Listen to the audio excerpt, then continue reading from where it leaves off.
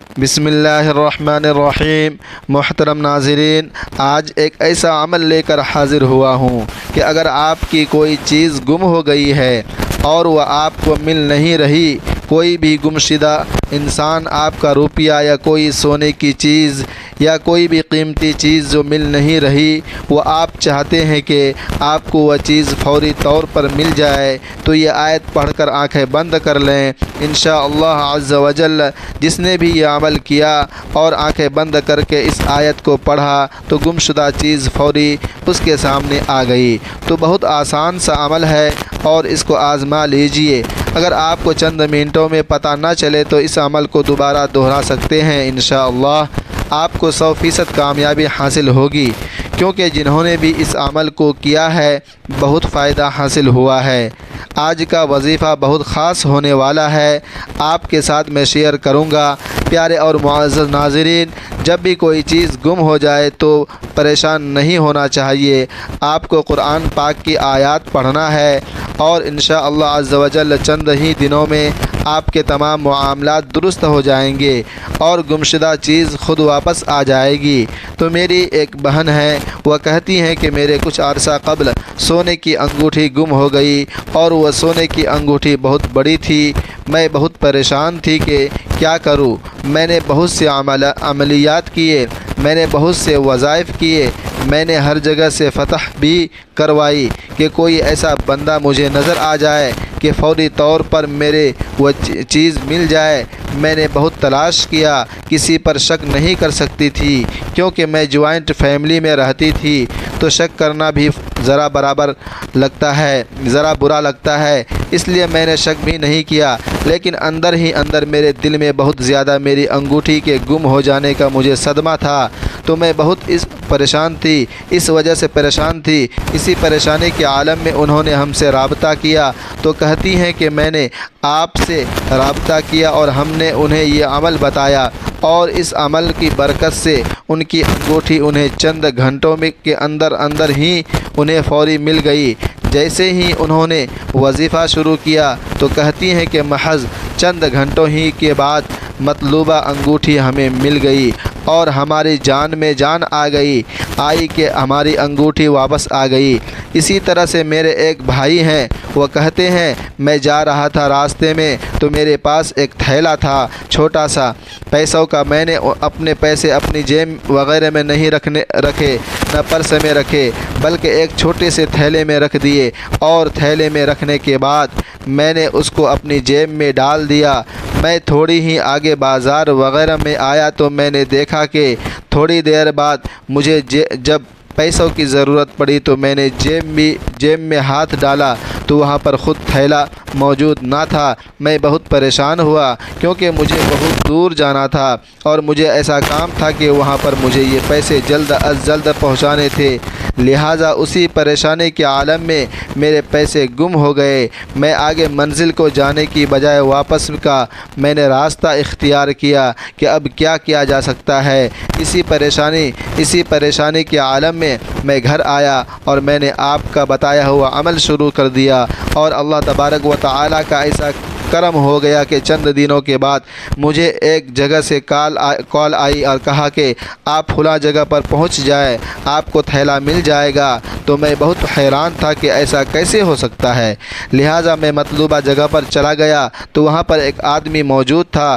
وہ کہنے لگا آپ کا یہ تھیلا میرے پاس پڑا ہے۔ ایک آدمی جا رہا تھا، اس کے پاس یہ تھیلا تھا اور میں نے اس آدمی کو آپ کی جیب سے یہ تھیلا نکالتے ہوئے دیکھا، لہٰذا میں اس کے پیچھے ہو لیا، لیکن آپ بہت دور چلے گئے تھے۔ یہ تھیلا تو میں نے اس سے حاصل کر لیا، لیکن آپ کا مجھے کوئی خاص پتہ نہیں تھا۔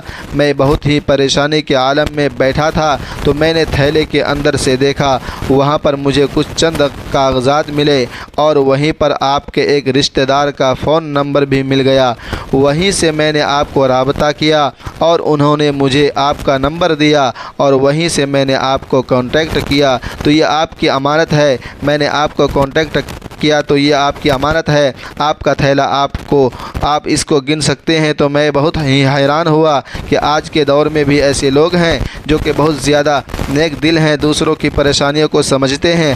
آج وہی عمل جو کہ انہوں نے کیا سورۃ المزمل کا عمل ہے، بہت خاص ہے، بہت زیادہ۔ تو انشاءاللہ عز و جل اس ایک آیت کی برکت سے آپ کی جو گم ہوئی چیز ہے، چاہے کوئی انسان گم ہو گیا ہو یا کوئی بھی چیز، جو بھی خاص مقصد ہے، آپ کا مقصد بھی پورا ہو جائے گا انشاءاللہ عز و جل۔ اس عمل کو مکمل یکسوئی کے ساتھ کیجئے، مکمل توجہ کے ساتھ کیجئے۔ محترم ناظرین، اللہ سے دعا مانگتے ہوئے اس کے قبول ہونے یا نہ ہونے کا شک دل میں نہیں رکھتے کہ پتہ نہیں یہ دعا قبول ہوگی یا نہیں، پتہ نہیں یہ چیز ہمیں ملے گی یا نہیں، پتہ نہیں یہ کام ممکن ہو سکے گا یا نہیں۔ یہ سارے خدشات ہوں تو تمہاری ذات کے ہیں۔ اللہ کی ذات تو اس سے کہیں زیادہ وسیع ہیں۔ وہ تو معززوں کا بادشاہ ہے۔ وہ جب چاہے حالات بدل سکتا ہے، وہ جب چاہے دل بدل سکتا ہے، وہ جب چاہے لا حاصل چیز سے نواز سکتا ہے، وہ جب چاہے نصیب بدل سکتا ہے۔ اللہ وہ سب کر سکتا ہے جو تم نہیں کر سکتے۔ تو جس کی ذات لامحدود ہے، اس سے محدود دعائیں کیسی؟ اپنے اعمال دیکھ کر نہیں، اس کی شان دیکھ کر مانگو۔ جس نے تمہیں بنایا ہے، اس سے بہتر تمہیں کوئی بھی نہیں سمجھ سکتا۔ اور یاد رکھو، کائنات میں ایسا کچھ بھی نہیں جو ہمارا رب نہیں کر سکتا۔ کائنات میں ایسی کوئی زخم نہیں جسے اللہ نہیں بھر سکتا۔ اس کی ہی کائنات ہے، وہ سب کچھ کر سکتا ہے۔ ناظرین، آج کے دور میں ہر دوسرا انسان بہت ہی زیادہ پریشان نظر آ رہا ہے۔ جس کو دیکھے کوئی نہ کوئی پریشانی ہے، کسی نہ کسی مصیبت میں مبتلا ہے، کسی غم میں مبتلا ہے، اور حالات ایسے ہو چکے ہیں، ایسے بن چکے ہیں کہ ایک انسان کسی دوسرے انسان سے اپنی پریشانی شیئر بھی نہیں کر سکتا۔ کوئی بے روزگاری کی وجہ سے پریشان ہے، کوئی ملازمت کی وجہ سے پریشان ہے، کوئی رشتوں کی وجہ سے پریشان ہے، کوئی اولاد کی وجہ سے پریشان ہے، کوئی بیماری کی وجہ سے پریشان ہے، یعنی کسی نہ کسی پریشانی میں مبتلا ہے۔ تو ان حالات میں ہمیں کیا کرنا چاہیے؟ ہمیں اپنے نبی پاک حضرت محمد مصطفیٰ صلی اللہ علیہ وسلم کی سنت مبارکہ کو نہیں چھوڑنا چاہے۔ آپ کو زندگی گزارنے کا جو طریقہ بتایا ہے، اس کو اپنا لینا چاہیے۔ جیسا کہ آپ جانتے ہیں، حالات اتنے نازک ہو چکے ہیں کہ اللہ سے اتنی دوری اختیار ہو چکی ہے کہ انسان خود پریشان ہو چکا ہے کہ یہ سب کیا ہو رہا ہے، یہ کچھ نہیں ہو رہا، صرف قیامت کی نشانیاں ہیں، اور قیامت وہ بہت ہی قریب آ رہی ہے، بہت ہی جلد قیامت آنے والی ہے۔ جس طرح کے حالات پیدا ہو چکے ہیں ناظرین، تو آج کی اس ویڈیو میں آپ لوگوں کو ایک دعا بتانے جا رہا ہوں جو آپ کی پریشانیوں کو ختم کر دے گی، مصیبت کو، غم کو، جس طرح کی بھی آپ کی مشکل حالات ہوں گے، ان مشکل حالات میں یہ دعا آپ کو ایسا اثر دکھائے گی کہ آپ کی ہر پریشانی ہی ختم ہو جائے گی۔ ارشاد باری تعالی ہے، اور ضرور آزمائیں گے ہم تمہیں کس قدر خوف اور بھوک سے اور مبتلا کر کے، نقصان میں، مال و جان کے اور آمدنیوں کے اور خوشخبری دو صبر کرنے والوں کو۔ وہ صبر کرنے والے کے جب پہنچتی ہے انہیں کوئی مصیبت تو کہتے ہیں بے شک ہم اللہ ہی کے ہیں اور بے شک ہمیں اسی کی طرف لوٹ کر جانا ہے۔ دراصل یہی وہ لوگ ہیں، ان پر ہیں عنایتیں ہیں اور رحمتیں بھی، اور یہی وہ لوگ ہیں جو ہدایت یافتہ ہیں۔ ان آیات میں اللہ تبارک و تعالی نے انسان کو متنبہ فرمایا ہے کہ اسے مختلف چیزوں کے ذریعے ضرور آزمایا جائے گا، اور جو ان آزمائشوں پر صبر کرتے ہوئے پورا اترے گا، اسے رحمت و مغفرت کی بشارت دی گئی ہے۔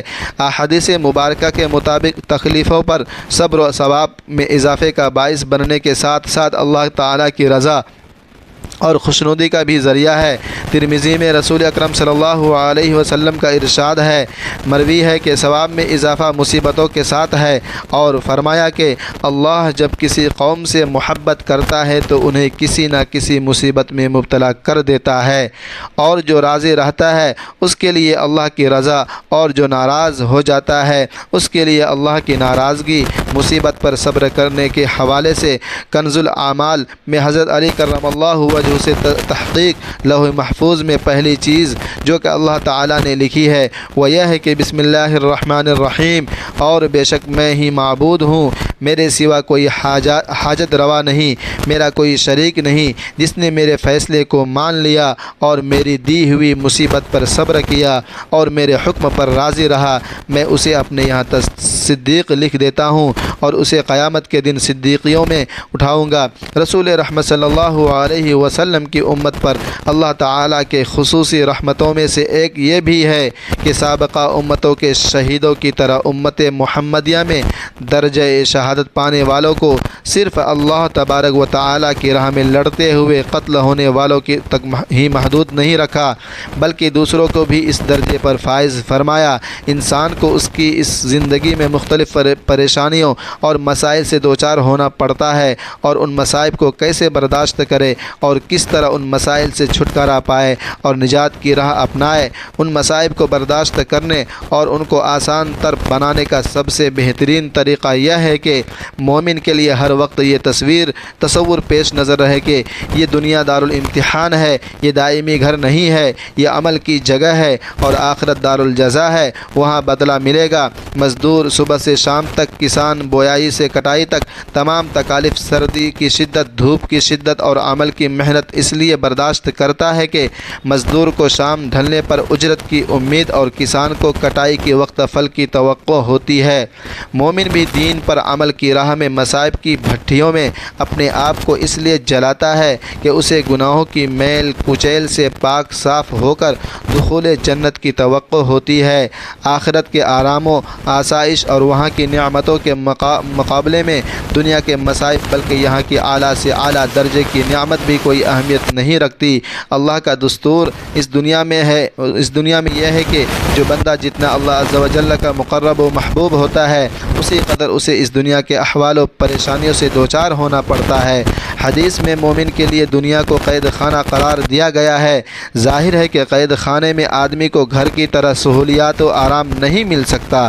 حضرت سعد رضی اللہ تعالی عنہ سے روایت ہے کہ نبی کریم صلی اللہ علیہ وسلم سے دریافت کیا گیا کہ مصائب و شدائد میں سب سے زیادہ کون ہوتے ہیں؟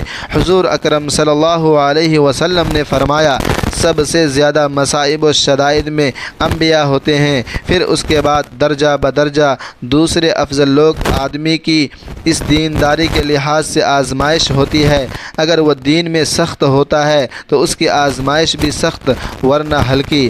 آدمی پر مصائب کا سلسلہ اس وقت تک رہتا ہے کہ وہ روئے زمین پر بغیر گناہ چلتا ہے، یعنی مسائل کی وجہ سے اس کے سارے گناہ دھل جاتے ہیں۔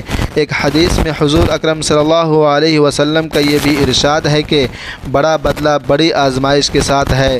اللہ تعالیٰ جس قوم کو چاہتا ہے اسے آزمائش میں مبتلا فرماتا ہے۔ جو شخص اس آزمائش پر اللہ سے راضی رہتا ہے، اللہ تعالیٰ بھی اس سے راضی رہتا ہے، اور جو ناراض رہتا ہے اللہ تعالیٰ بھی اس سے ناراض ہوتا ہے۔ جو شخص مصائب میں دنیا کی عدم پائیداری، اس کے مقابلے میں آخرت کی زندگی کے دوام بقا اور مصائب میں اللہ سے قرب و نزدیکی کے تصور کو ذہن میں رکھے گا، اس کی مشکلیں اس کے لیے کسی حد تک ضرور کم ہو جائے گی۔ مصائب و آلام اور اس کے درد و پس کو دور کرنے اور ان مصائب و پریشانیوں کو بادلوں سے لطف خداوندی اور عنایات ازدی کی بارش سے متلاشی کے لیے یہ بھی ایک آسان نسخہ ہے کہ وہ بیماریوں، پریشانیوں، تنگیوں و تنگ دستیوں میں اجر خداوندی ثواب و آخرت گناہوں اور خطاؤں سے پاکی کی بشارت کو بھی پیش نظر رکھے۔ اسی طرح اس کے مصائب اس کے لیے ایمان و یقین کی تازگی، آخرت میں اضافہ اور پائے ثبات و استقامت میں مضبوطی کا باعث ہوں گے۔ ایک حدیث میں حضور اکرم صلی اللہ علیہ وسلم کا ارشاد گرامی ہے، مرد مومن کو جب بھی دکھ درد، جو بھی بیماری و پریشانی، جو بھی رنج و غم اور جو بھی اذیت و تکلیف پہنچتی ہے، یہاں تک کہ جو کاٹتا بھی ہے اسے چبھتا ہے، تو اللہ تعالیٰ اس کے ذریعے اس کے گناہوں کی صفائی کر دیتا ہے۔ ایک دوسری روایت میں ہے کہ بندہ مومن کو جو بھی کانٹے وغیرہ کی تکلیف پہنچتی ہے تو اللہ عز و جل اس کے گناہوں کو جھاڑ دیتا ہے، جیسے سوکھا درخت اپنے پتوں کو جھاڑ دیتا ہے۔ بعض مومن مرد اور بعض مومن عورتوں پر مصائب و حوادث کبھی بھی اس کی جان، کبھی بھی ان کے مال اور کبھی ان کی اولاد پر اس طرح آتے ہیں کہ اس کے نتیجے میں ان کے گناہ جھڑ جاتے ہیں۔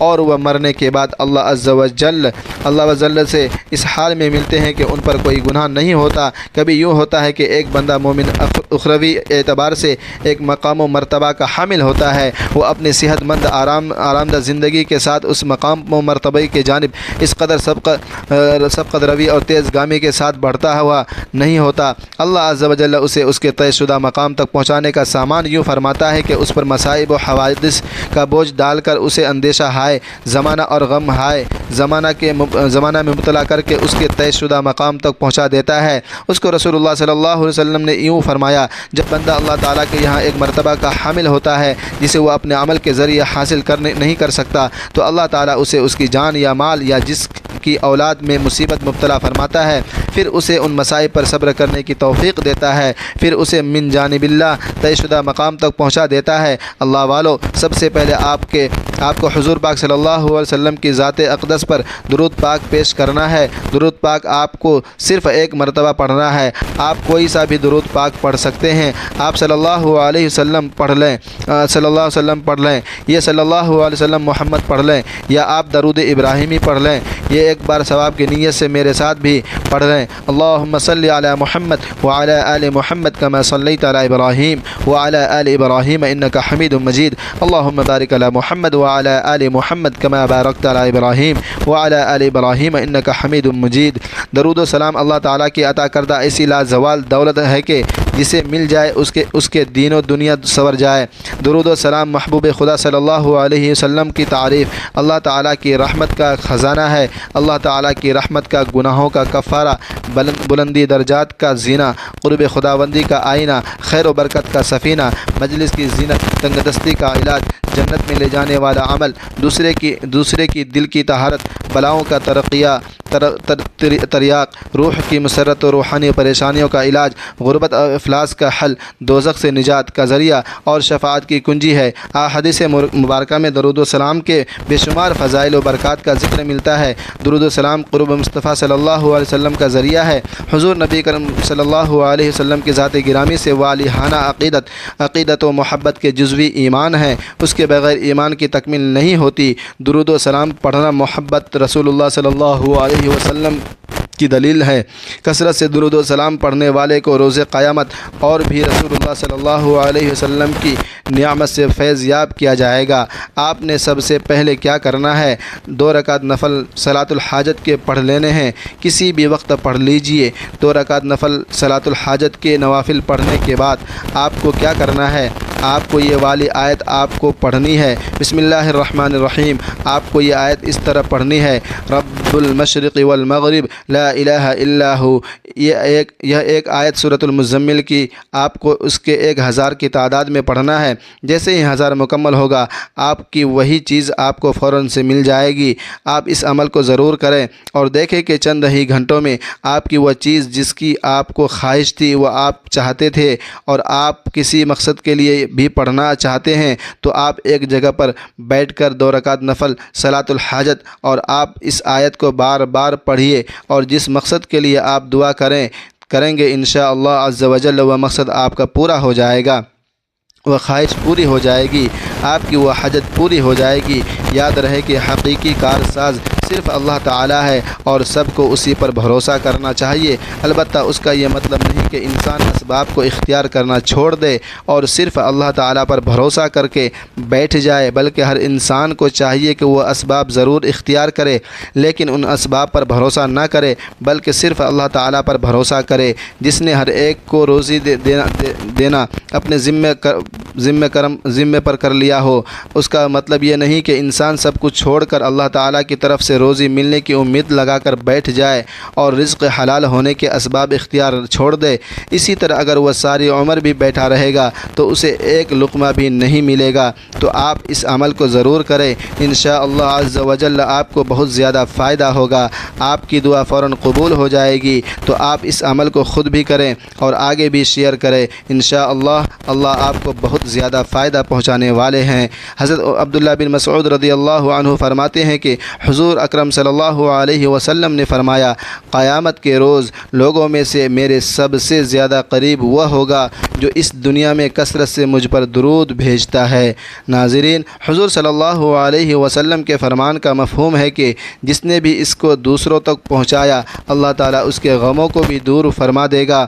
آپ خود اندازہ لگا لیں کہ اس دعا میں اتنی طاقت ہے کہ جس نے اس دعا کو دوسروں تک پہنچایا اور سنائے ہی اللہ پاک اس کے غموں کو دور فرما دے گا۔ تو پھر سوچئے اس کے پڑھنے سے اللہ پاک اتنی آسانیاں پیدا فرما دیں گے کہ یہ امت کے لیے تحفہ ہے، یہ دعا امت کے لیے تحفہ ہے جو نبی پاک صلی اللہ علیہ وسلم نے ہمیں بتائی ہے۔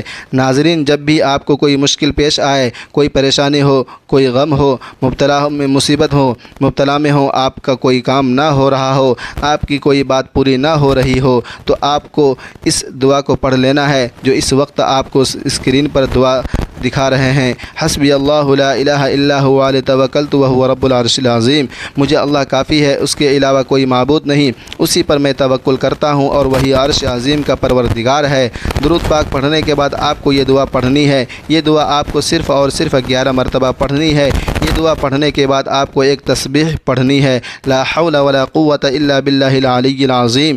آپ اس تسبیح کو ہاتھوں کی انگلیوں پر پڑھ سکتے ہیں۔ اگر آپ تسبیح پڑھنا چاہیں تو تسبیح پڑھ لیں، اس کے بعد آپ کو وہی درود پاک پڑھنا ہے جو شروع میں پڑھا تھا۔ درود پاک پڑھنے کے بعد آپ کو اللہ تبارک و تعالی سے دعا کرنی ہے، اللہ تعالی ہم سب کی تمام پریشانیوں کو دور فرمائے۔ اے اللہ، غموں کو دور کرنے والے، اے تکلیفوں کے بادلوں کو دور کرنے والے، میرے غم کو بھی مجھ سے دور کر دے، میرے معاملے کو آسان کر دے اور میری کمزوری پر اور میرے وسائل اور کوشش کی کمی پر رحم فرما، اور مجھے ایسی جگہ سے رزق عطا فرما جہاں سے میں گمان بھی نہیں کر سکوں۔ آمین یا رب العالمین۔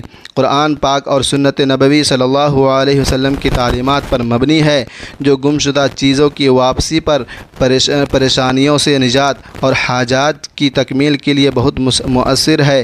اس کی کامیابی کے لیے درج ذیل نکات پر عمل کریں۔ مکمل یقین، دعا مانگتے وقت دل میں پختہ یقین رکھیں کہ اللہ تعالی ہر چیز پر قادر ہے۔ شک و شبہ دعا کی قبولیت میں رکاوٹ بن سکتا ہے۔ اخلاص و توجہ، اس عمل کو مکمل یکسوئی اور توجہ کے ساتھ انجام دیں۔ دنیاوی خیالات سے ذہن کو پاک رکھیں اور اللہ کی بارگاہ میں عاجزی سے دعا کریں۔ صبر و استقامت، اگر فوری نتیجہ نہ ملے تو مایوس نہ ہوں، اللہ تعالیٰ اپنی حکمت کے مطابق دعا قبول فرماتا ہے۔ عمل کو دوبارہ دہرائیں اور صبر سے کام لیں۔ درود پاک کی کثرت، حضور صلی اللہ علیہ وسلم پر درود پاک کی کثرت سے پڑھنا دعاؤں کی قبولیت کا عظیم ذریعہ ہے۔ جتنا ممکن ہو درود پاک پڑھیں، کیونکہ یہ اللہ تبارک و تعالیٰ کی رحمت کا خزانہ ہے۔ جائز مقصد، یہ عمل صرف اور صرف جائز مقاصد کے لیے کریں، جیسے کہ گمشدہ چیز کی واپسی، حلال رزق یا جائز خواہش کی تکمیل۔ توبہ استغفار، عمل سے پہلے اپنے گناہوں کی معافی مانگیں اور توبہ کریں، یہ آپ کے دل کو پاک کرے گا اور دعا کی قبولیت کا امکان بڑھائے گا۔ اللہ تبارک و تعالی نیک اعمال، اس عمل کے ساتھ ساتھ دیگر نیک اعمال جیسے صدقہ دینا، قرآن پاک کی تلاوت اور پنجگانہ نماز کی پابندی آپ کی دعاؤں کی قبولیت میں اضافہ کرے گی۔ وقت کا انتخاب، اگر ممکن ہو تو یہ عمل فجر یا مغرب کی نماز کے بعد کریں، کیونکہ یہ اوقات دعا کی قبولیت کے لیے زیادہ مبارک ہیں۔ یہ عمل نہ صرف گمشدہ چیزوں کے لیے بلکہ کسی بھی مشکل حالات، پریشانیوں یا حاجات کی تکمیل کے لیے بھی کیا جا سکتا ہے۔ اسے مکمل ایمان، اخلاص اور اللہ پر بھروسے کے ساتھ کریں۔ اللہ تعالی ہم سب کی دعاؤں کو قبول فرمائے اور ہماری تمام پریشانیوں کو دور کرے۔ آمین یا رب العالمین، اور تمام امت مسلمہ کو اپنے حفظ و امان میں رکھے۔ آمین ثم آمین، اور زیادہ سے زیادہ شیئر کرتے